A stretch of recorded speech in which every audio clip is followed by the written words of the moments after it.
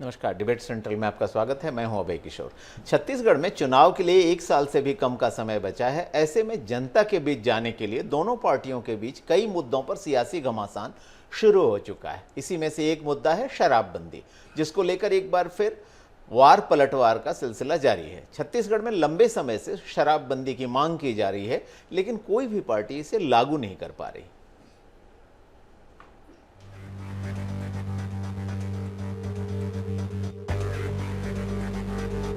शराबबंदी छत्तीसगढ़ में एक ऐसा मुद्दा है जो सत्ता परिवर्तन करने तक की ताकत रखता है। 2018 के विधानसभा चुनावों में कांग्रेस ने अपने घोषणा पत्र में शराबबंदी का वादा किया था, लेकिन सत्ता में काबिज होने के बाद सरकार अब तक प्रदेश में पूर्ण शराबबंदी नहीं कर पाई है, जिसके लिए सरकार के मंत्रियों और कांग्रेस नेताओं ने कई अलग अलग तर्क दिए। खुद स्वास्थ्य मंत्री टीएस सिंहदेव ने भी कहा था कि छत्तीसगढ़ में पूर्ण शराबबंदी कर पाना बेहद मुश्किल है। इसके साथ ही पूर्व की रमन सरकार को भी पूर्ण शराबबंदी नहीं होने के लिए जिम्मेदार ठहराया गया है। कांग्रेस का कहना है कि पूर्व की सरकार ने शराबबंदी के लिए जो कमेटी गठित की थी, उसी कमेटी ने कहा था कि प्रदेश में और बियर बार खोले जाएं।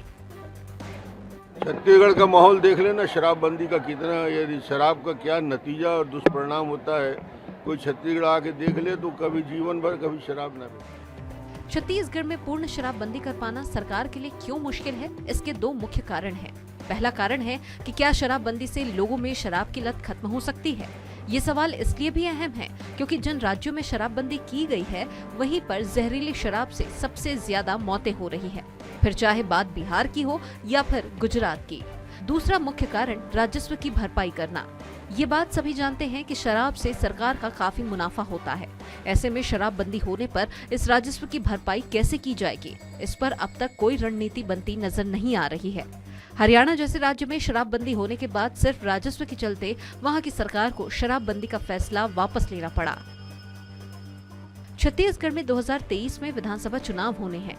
2018 के विधानसभा चुनाव में शराबबंदी का मुद्दा राज्य में सत्ता परिवर्तन का एक बड़ा कारण था और एक बार फिर चुनाव से पहले शराबबंदी का मुद्दा प्रदेश में गर्माता ही जा रहा है। Special desk, Asian news. तो अरबी भाषा में शर का मतलब होता है बुरा और आब का मतलब पानी, यानी शराब का मतलब होता है बुरा पानी। इस बुरे पानी की राजनीति पर चर्चा करने के लिए आज हमारे साथ कई खास मेहमान मौजूद हैं। मेरे साथ कांग्रेस नेता सत्यप्रकाश सिंह हैं, बीजेपी के नेता निशिकांत पांडे जी हैं, वरिष्ठ पत्रकार बाबूलाल शर्मा जी हैं, साथ ही न्यूज रूम से हमारे साथ हमारे संवाददाता संजय दुबे भी जुड़ेंगे। शराबबंदी का मसला, अगर मैं कहूँ निशिकांत जी, लंबे समय से चर्चा का विषय रहा है और कांग्रेस की सरकार ने वादा भी किया था कि सरकार में आएंगे तो शराबबंदी करेंगे। अब जाकर एक समिति उन राज्यों में जा रही है जहां शराबबंदी हुई है, उसके परिणामों की, दुष्परिणामों की जांच करने के लिए। क्या कहेंगे आप इस मसले पर? बिल्कुल, अब तो काफ़ी देर हो गया है, विलम्ब हो गया है। 4 वर्ष पूर्व इन्होंने घोषणा किया था कि शराबबंदी हम राज्य में करेंगे। शराबबंदी करने के पहले इनको नशा मुक्ति केंद्र की स्थापना की आवश्यकता होती थी। कमेटी बनाई थी, उसका कब तक मीटिंग हुआ? और जब इतने बड़े वायदे आपने किए थे जनता के साथ, तो उस वायदे के साथ काफ़ी संख्या में, मतलब बहुत ज़्यादा संख्या में महिलाएं आपको वोट की थी कि शराबबंदी इस प्रदेश में होगा। लेकिन देखिए, शराबबंदी से राजस्व होता है, कितना होता है वो अलग विषय है, लेकिन अवैध उगाही का जो चलन हुआ इस 4 साल में, आप देखें कोरोना काल से लेकर डिलीवरी, होम डिलीवरी तक ये सरकार करवा रही थी। जबकि वादा क्या किया था इन्होंने कि शराबबंदी करके रखेंगे। तो जिस वादे के साथ इनकी सरकार आई थी, उस मंशा पे स्पष्ट सवाल उठता है कि आखिर आपने ऐसे वादे क्यों किए थे। बीच में तो ये लोग बोलना शुरू कर दिए थे कि हमने गंगा जल लेके कोई कसम नहीं खाई थी, जबकि हमने पूरी टीवी, मतलब पूरे प्रदेश ने देखा था कि गंगा जल लेके इन्होंने कसम खाई थी। और शायद राहुल गांधी भी उस समय स्टेज पे थे जब भूपेश जी ने घोषणा किया था कि शराबबंदी होनी चाहिए, तो हम करके दिखाएंगे। तो इन घोषणाओं के साथ जो वादा खिलाफी ये प्रदेश की जनता के साथ की है, प्रदेश की जनता के मतों के साथ की है, उनका अपमान किया जो इनको मतदान मिला था। सत्यप्रकाश जी से जवाब लेते हैं। सत्यप्रकाश जी, जो आरोप बीजेपी का कि आपने शराबबंदी का वादा किया लेकिन वादा निभाया नहीं, क्या कहेंगे आप? देखिए अभय जी, हमने शराबबंदी का वादा जरूर किया, मगर ये मैं थोड़ा इनकी बात से सहमत नहीं हूँ कि हमने गंगा जल हाथ में लेके किया था। देखिए, गंगा जल का अपमान ना करें शराब के साथ उसको जोड़ के। हमने गंगा जल हाथ में लेके किसानों के कर्जा माफ़ की बात की थी, ऋण माफ़ी की बात की थी। खैर वो अलग बात होगी। तो देखिए, शराबबंदी जहाँ तक है एक सामाजिक बुराई है, इसमें कोई दो राय नहीं है। हम प्रतिबद्ध है उसके लिए, हमारी सरकार प्रतिबद्ध है। देखिए, तभी हमने कमेटी बनाई, हमने यहाँ तक कि विपक्ष को कहा कि हमारे साथ आइए, इसका समर्थन कीजिए, क्योंकि ये समाज की बुराई को खत्म करने का एक विषय है। तो इन्होंने अभी तक 2 विधायकों के नाम मांगे गए थे बीजेपी की तरफ से, उन्होंने अभी तक सरकार को नहीं दिए। उसके बावजूद भी सरकार आगे बढ़ रही है। सरकार ने कमेटी बनाई है, कमेटी अब दौरा करने जा रही है, कहाँ कहाँ इसके दुष्प्रभाव हो सकते हैं अगर शराबबंदी होती है। देखिए, ऐसे कोई भी बंदी हो, कोई भी शराबबंदी या कोई भी कानून अगर लागू करना है तो ऐसे आनंद फानन में नहीं कर सकते ना। जैसे केंद्र सरकार ने जीएसटी आनंद फानन में कर दिया था, नोटबंदी कर दिया था, वैसे नहीं कर सकते। नहीं तो जो दुष्प्रभाव आप बिहार में देखिए, आप गुजरात में देखिए, पोर्ट में ड्रग्स मिल रहे हैं, युवा उसमें लत में, कहने के लिए वहाँ बंदी है शराबबंदी, तो वैसे हम नहीं कर सकते। हमारी एक नीति के तहत होगी, जो भी काम होना हमारी समिति इसकी रिपोर्ट देगी, उसके क्या क्या परिणाम हो सकते हैं। और देखिए, शराबबंदी इनका जो दोहरा चरित्र है, जब 2018 में जो चुनाव की घोषणा हुई थी, इनके रमन सिंह जी ने कहा था कि हम शराबबंदी करेंगे, हम चाहे हम चुनाव हारे। आज जब सरकार बोल रही है विपक्ष को कि आप भी साथ आइए, विधायकों के नाम दिए, तो आप ये नहीं दे रहे। और गुड़गांव में इनके देख लीजिए प्रीमियम शराब की दुकानें कितनी, एमपी में तो महिलाओं के लिए अलग से काउंटर खुले हैं शराब दुकानों के लिए। इन्होंने केंद्र सरकार ने एक्साइज में 40% कम किया प्रीमियम शराबों के ऊपर, ताकि वो गुड़गांव में बेच सके ज़्यादा से ज़्यादा। तो इनका जो दोहरा चरित्र है वो सामने दिख रहा है जनता के सामने। गोवा में सबको मालूम, स्मृति ईरानी जी का जो पूरा मैटर था, उनकी बेटी का क्या था, वो सब पूरी जनता जानती, पूरी देश की जनता। शराबबंदी एक ऐसा मसला बन गया है जो नहीं देना चाहते। बिल्कुल सत्यप्रकाश जी, बिल्कुल। जब शराबबंदी एक ऐसा मसला बन गया है जिसको लेकर राजनीति भी होती है, और इसमें कोई भी इसकी हिमायत तो कर नहीं सकता कि शराब में जो अनिवार्य बुराइयां इसके साथ छिपी हैं। बाबूलाल जी हमारे साथ भी जुड़े हुए हैं, उनके पास भी एक बार चलते हैं। बाबूलाल जी, जब शराबबंदी की बात आती है तो 2 मुद्दे बहुत साफ साफ दिखाई देते हैं। एक तरफ सरकार को जो उससे रेवेन्यू होता है उसको कोई भी सरकार छोड़ना नहीं चाहती, और हमने देखा है कि अलग अलग राज्यों में शराबबंदी समय पर की जाती है और फिर वापस ले लाई जाती है। दूसरा जो ज़्यादा महत्वपूर्ण सवाल है उस पर मैं आपसे चर्चा करना चाहता हूं, और वो मुद्दा है, क्या शराबबंदी से शराबखोरी रुकती है? क्योंकि हम अगर देखते हैं आंकड़े तो पाते हैं कि 2005 से 2016 के बीच में अकेले जहरीली शराब से 12,000 मौतें हुई थीं, और 2016 से 2021 के 5 वर्षों के भीतर में ही 8,000 मौतें। सबसे चौंकाने वाली बात यह है कि जिन 5 राज्यों का नाम जहरीली शराब से मौतों में सबसे आगे है, उनमें गुजरात का भी नाम है, जहां शराबबंदी है। क्या आपको लगता है कि शराबबंदी करने से शराब की प्रवृत्ति पर रोक लग सकती है? देखिए, बिहार तो मैं नहीं गया, लेकिन मैंने गुजरात की नशाबंदी का जो काम है वो देखा। कहीं भी जहां आप चाहें, जहां खड़े हो जाएं, वहां आपको शराब मिल जाएगी, अवैध रूप से मिलेगी, थोड़े पैसे ज्यादा देने पड़ेंगे लेकिन मिल जाएगी। इसका मतलब साफ है कि शराबबंदी का असर जो है एक कानून के दायरे में जरूर आ जाता है, लेकिन वो कहीं रुकता नहीं। पीने वाला कभी रुकता नहीं, कहीं न कहीं से अपना जुगाड़ देखता है, और बेचने वाले सामने आते नहीं, छुप के करते हैं, सामने नहीं आएंगे, और राजस्व की हानि सरकार की पूरी हो जाएगी। एक तो ये बात है। दूसरी चीज, मैं दावे से कहता हूं, पूर्ण शराबबंदी किसी भी स्टेट में ईमानदारी से लागू नहीं हो सकती। और हमारे स्टेट में विशेषकर जहां आदिवासी क्षेत्र है, आदिवासी क्षेत्रों में शराब को पूजा में उपयोग किया जाता है। जब तक आप सामाजिक रूप से सभी लोग मिलकर सामूहिक सामाजिक प्रयास नहीं करेंगे, लोगों को समझाने की अगर हिम्मत किसी में है तो वो हिम्मत के साथ में जाके समझाए, तब शराबबंदी लागू की जा सकती है। अभी कांग्रेस के प्रवक्ता ने कहा कि रमन सिंह ने भी शराब बंद करने की बात कही थी, लेकिन उन्होंने ऐसा नहीं कहा था। उन्होंने कहा था कि दुकानें कम करेंगे, कहा था, कम की भी थी, मुझे अच्छे से याद है, लेकिन राजस्व में कमी नहीं आई। दुकानें जरूर कम की, लेकिन राजस्व में कमी नहीं आई, राजस्व उतना ही बना रहा। तो इसका मतलब बड़ा साफ है कि पीने वाले को राह मिल ही जाती कहीं ना कहीं। जी। और जहां तक दुकानों की बात है बाबूलाल जी, तो मुझे भी याद है उस समय हुआ यह था कि 2000 से कम की आबादी वाले गांव में हम दुकानें नहीं खोलेंगे, लेकिन ये कोई तर्क नहीं है। अगर 2000 से अधिक की दुकान मतलब आबादी है तो आप शराब पीजिए, और 2000 से कम है तो टीटो टेलर बनिए। बिल्कुल। संजय दुबे जी, अगर आप मुझे सुन पा रहे हैं, जो सबसे बड़ा मुद्दा इसके साथ जुड़ा रहता है शराब के साथ, वो रहता है कि जो रेवेन्यू का लॉस होगा वो कहाँ जाएगा। अगर हम छत्तीसगढ़ की बात करें तो इस साल 6000 करोड़ के आसपास का आबकारी का टारगेट है, आबकारी से जो शुल्क है। जो अलग राज्यों को हम देखते हैं तो देखते हैं मद्रास स्टेट में 1952 में शराबबंदी लागू हुई, हटानी पड़ी। आंध्र प्रदेश में 1994 में शराबबंदी हुई, 2 साल होते होते 3 साल होते होते 97 में ख़त्म करनी पड़ी। केरल में शराबबंदी 2014 में, फिर उसके बाद समय के साथ ढील दी गई। सबसे तो हरियाणा में जो हुआ वो सबसे रोचक था। महिलाओं ने डिमांड की कि साहब हमारे घर बर्बाद हो रहे हैं, हमारे पति पी पी कर हमें पीटते हैं, हमारे घर की सारी कमाई शराब में चली जाती है, शराबबंदी लागू करो। सरकार ने शराबबंदी लागू की 1996 में। 2 साल भी पूरे नहीं हुए, सरकार को शराबबंदी हटानी पड़ी, और वजह भी महिलाएं ही बनी, क्योंकि शराबबंदी से जो रेवेन्यू का लॉस हुआ, तकरीबन 4000 करोड़ रुपए के रेवेन्यू का लॉस हुआ, उसको पूरा करने के लिए सरकार ने दूसरी चीजों पर टैक्स बढ़ा दिया और उससे महंगाई बढ़ गई। महिलाओं ने कहा साहब हमारे पति शराब पीना तो छोड़िए, वो तो दूसरे राज्यों में जाकर शराब पीने लगे। आप क्या कहेंगे, कैसे इस रेवेन्यू के लॉस को पूरा करेगी सरकार? देखिए, शराब से बहुत बड़ी आय प्राप्त होती है और पिछले 10-12 साल का अगर आंकड़ा देखें तो हर साल शराब की बिक्री से होने वाली आय में इजाफा हो रहा है। 2008 में जहां 950 करोड़ रुपया शराब बिक्री से प्राप्त हुआ था, वही पिछले साल, पिछले वित्त वर्ष में 5100 करोड़ को पार कर गया और इस बार 6000 करोड़ का लक्ष्य है। तो ऐसे में अगर कोई भी सरकार शराबबंदी करती है तो उसके सामने सबसे बड़ी चुनौती ये आएगी कि वो इस क्षति की पूर्ति कहाँ से करे।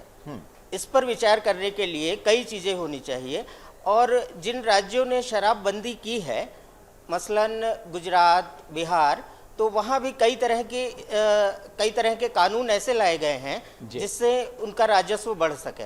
भले वहाँ कितनी सफल हुई या नहीं सफल हुई, हम इस मुद्दे पर नहीं जाना चाहेंगे। बिहार की बात करें तो बिहार में शराबबंदी में उपयोग में आने वाली गाड़ियाँ मान लीजिए पकड़ी जाती हैं, जब्त होती हैं, तो ऐसा कानून लाया गया है कि उनका जो इंश्योरेंस वैल्यू है, मान लीजिए किसी गाड़ी की इंश्योरेंस वैल्यू 8 लाख है, तो उसकी आधी कीमत 4 लाख दे के वो गाड़ी हाथों हाथ छुड़ाई जा सकती है। तो इस तरह के बहुत से कवायदे करनी पड़ेंगी ताकि रेवेन्यू जनरेट हो। जी बिल्कुल। निशिकांत जी, अगर शराबबंदी की बात करें तो हमने भी देखा, अभी बाबूलाल जी ने भी बताया कि जो आंकड़े हैं वो कहीं से शराबबंदी से शराबखोरी की प्रवृत्ति को काबू नहीं करते। जैसे सरकार के लिए अगर ये दबाव आपकी पार्टी डालती है या ये डिमांड आती है कि शराबबंदी की जाए, तो शराबबंदी से ये सामाजिक बुराई दूर होती नहीं दिखती। बिहार की बार बार चर्चा हो रही है, बिहार की बात ही करते हैं कि 2016 में नीतीश को इतना प्रबल जनसमर्थन मिला था शराबबंदी के मसले पर, खासतौर पर महिलाओं ने तो कहीं कहीं 70% तक वोट दिया था, और उन्होंने बड़े कड़े कानून के साथ शराबबंदी 2016 में लागू की। लेकिन 6 साल में 6 लाख लोग शराबबंदी कानून के तहत जेल गए, सैकड़ों लोगों को सजा हुई, और 2,09,78,000 लीटर शराब जब्त हुई। इसका मतलब है कि शराबबंदी शराब की प्रवृत्ति नहीं रोकती, उल्टे अवैध तरीके से शराब की तस्करी हो जाती है, अवैध तरीके से शराब बनाई जाती है, बिकती है, जहरीली शराब बिकती है। तो अगर छत्तीसगढ़ में इसे लागू किया गया तो ये कितनी सफल होगी? सफल एक्चुअली अभय जी, इसमें ना मंशा का विषय है। देखिए, जब शराबबंदी की बात आप कर रहे थे ना, तो आपके पास उस वक्त शायद ब्लूप्रिंट नहीं रहा होगा, आप हवा में बातें किए होंगे, लेकिन सरकार में आने के बाद आपको चीज़ें समझ में आई हों। तो इसके लिए जैसे जन जागरण की बात कर रहे थे, हमारे बाबूलाल जी कर रहे थे, वैसा ही जन जागरण के साथ साथ नशा मुक्ति केंद्र का कुछ स्थापना करना होगा। अभी हमारे प्रदेश में 1 या 2 है। जैसा अभी हमारे सत्यप्रकाश जी बता रहे थे कि डॉक्टर रमन सिंह जी ने बोला था कि बंद करेंगे, बंद नहीं कम करेंगे। आज के डेट में आप देखेंगे अभय जी, 700 से 1400 से ऊपर शराब की दुकानें हो गई, जहाँ प्रदेश में 700 हुआ करती थी। तो अभी विषय ये है कि आप बंदी करके बढ़ाने की व्यवस्था बना रहे हैं, या बंदी बोल के बढ़ाने की व्यवस्था बना रहे हैं, या कम करने की। आपको शराबखोरी कम करना था, दुकानें कम करनी चाहिए थी, नशा मुक्ति केंद्र बनाना था, उसका मूल्यांकन करना था, जन जागरण की व्यवस्था बनानी थी कि हाँ भाई शराब एक सामाजिक बुराई है, इसकी क्या व्यवस्था। आपने एक योजना चलाई शराबबंदी के लिए, प्रदेश में जन जागरूकता लाने के लिए आपने एक भी ऐसी व्यवस्था बनाई, नियम कानून बनाए, या घोषणा किया कि भैया गांव-गांव तक हम ऐसी पहुंच बनाएं कि हमारे जो महिलाएं जो प्रताड़ित हो रही हैं शराब के सेवन करने वाले व्यक्तियों से, उनको कैसे समझाया जाए कि भैया इस सामाजिक बुराई से दूरी बनाया जाए। ऐसा कोई आपने व्यवस्था बनाई नहीं, कभी नहीं बनाया। आपके अंदर क्या था कि शराब से अवैध कारोबार किया जाए। अवैध कारोबार का उत्खनन इतना हुआ, देखिए आज शराब के कारोबारी कहाँ हैं? आपके रायपुर शहर में बैठे हुए हैं, वो झारखंड तक सप्लाई कर रहे हैं, छत्तीसगढ़ में क्यों बंद होने देंगे? बिल्कुल नहीं बंद होने देंगे। तो ऐसी बात है, जैसे अभी कल ही भूपेश जी बेरोजगारी भत्ता की घोषणा की है ना, आप देखना क्या ये कुछ बिल्कुल निशिकांत जी, एक विवादास्पद विषय है कि शराबबंदी किस तरह से लागू की जाए और लागू की भी जाए कि नहीं की जाए। सत्यप्रकाश जी, जो समस्या हमने बिहार में देखी है, अगर आज सरकार चाहती है कि शराबबंदी हो और निश्चित तौर पे अगर स्टडी टीम भेजी जा रही है तो उस पर विचार तो चल ही रहा है, लेकिन हमने देखा बिहार में क्या हुआ है कि पोरस बॉर्डर, जहां मल्टीपल स्टेट हैं जहां से कि उसकी सीमाएं मिलती हैं और वहां शराबबंदी लागू नहीं है। झारखंड से शराब आ जाती है, उत्तर प्रदेश से, पश्चिम बंगाल से, यहाँ तक कि नेपाल से भी शराब की तस्करी होती है। छत्तीसगढ़ की बात करें तो उसके आसपास जो राज्य हैं उनमें झारखंड में शराबबंदी नहीं है, उड़ीसा ने साफ साफ मना किया हुआ है कि हम शराबबंदी नहीं करेंगे, मध्य प्रदेश में शराबबंदी नहीं है, महाराष्ट्र में शराबबंदी तो छोड़िए, जो महात्मा गांधी की भूमि वर्धा है वहाँ भी खुलेआम शराब बिकती है।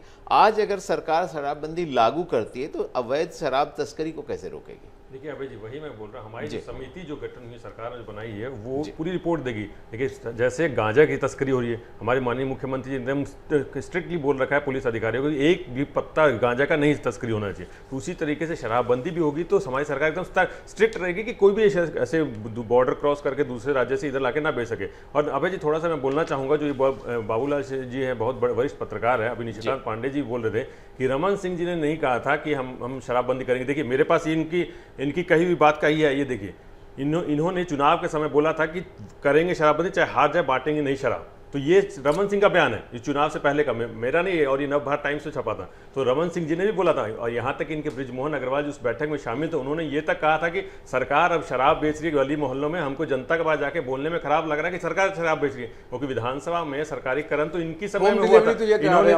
देखिए होम डिलीवरी की बात अगर कोविड के समय सेंट्रल गवर्नमेंट की गाइडलाइन आई थी, शराब अगर बेचनी है तो होम डिलीवरी गाइडलाइन वहां से शराबबंदी की घोषणा करके होम डिलीवरी करा रहे हैं। आई थी कि आप भीड़ ना हो, ये सारी गाइडलाइन ऊपर से सेंटर के पास है, मोदी जी के पास है, तो पहले वहां पे बात कीजिए। मैं एक बात और बोलना चाहूंगा, इन लोग जो यहाँ शराबबंदी की इतना जो ताल ठोक रहे हैं कि सरकार कब, इनके अपने जो राज्य हैं, एमपी, यूपी, हरियाणा, जो भी इनके राज्य, गुजरात, वहां पे गुजरात में हम गंगा जल की कसम नहीं खाई, कहां शराबबंदी, हमने गंगा जल की कसम नहीं खाई है, हमने कसम नहीं खाई, हमने कहा शराबबंदी करेंगे। अरे आपके रमन सिंह जी ने भी बोला था, आज की बात मत करें यार, गंगा जल लेके गंगा जल अपमान मत कीजिए, गंगा जल हाथ में ले रहे हैं और शराबबंदी करेंगे, माफी की बात की थी, शराबबंदी की बात में गंगा जल लेके हम जनता के साथ है। आप ठीक है, आप झूठ है, चाहते हैं कि नहीं चाहते हैं शराबबंदी? बिल्कुल चाहता हूं मैं। तो आप सरकार के साथ है, ये दो विधायकों के नाम क्यों नहीं दे रहे अभी तक आप लोग? आपकी पार्टी दो विधायकों के नाम अगर सरकार मांग रही है, आके आप भी अपने सुझाव दीजिए, विपक्ष के नाते आप भी एक सकारात्मक कदम उठाइए, जनता के हित के लिए कदम उठाइए। तो आप लोग क्यों नहीं साथ में आ रहे?